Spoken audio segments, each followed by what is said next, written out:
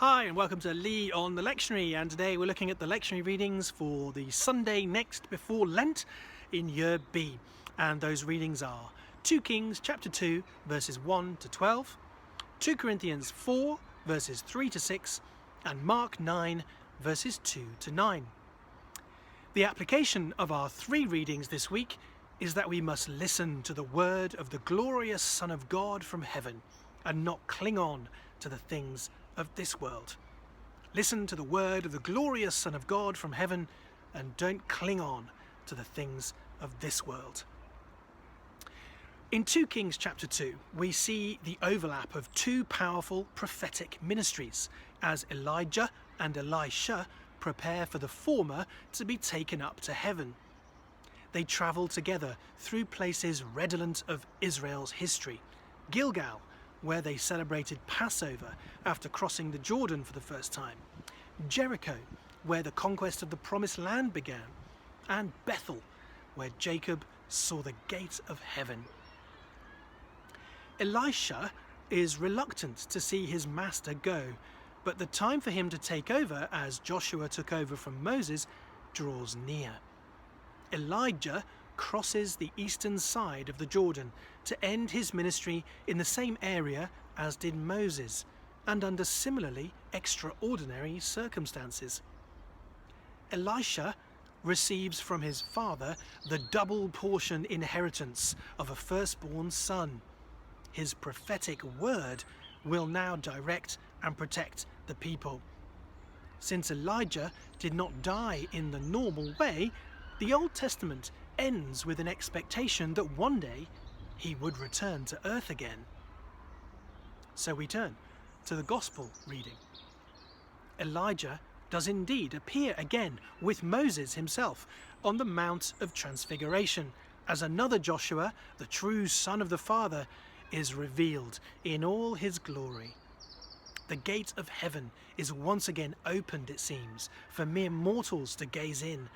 And just as Jacob wanted to mark the spot at Bethel, so Peter is awestruck in wonder and wonders what to do.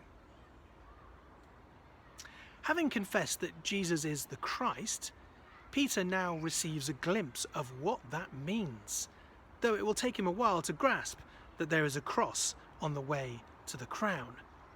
Jesus will repeat that point to him several times in the coming chapters of Mark's Gospel, and the voice of the Father from heaven demands that Peter and the other disciples listen to his beloved Son.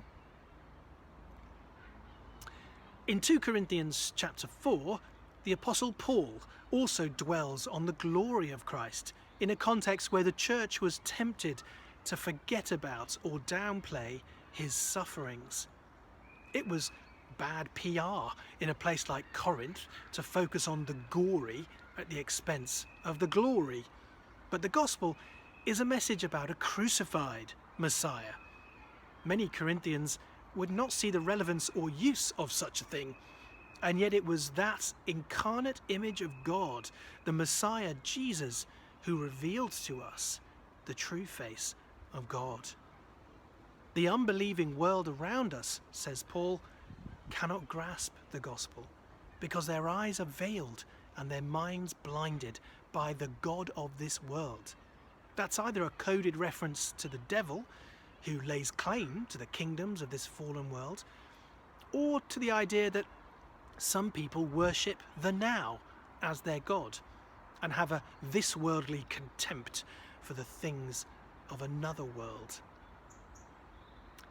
Just as Jesus served us by dying in our place, so we serve others for his sake, proclaiming his word.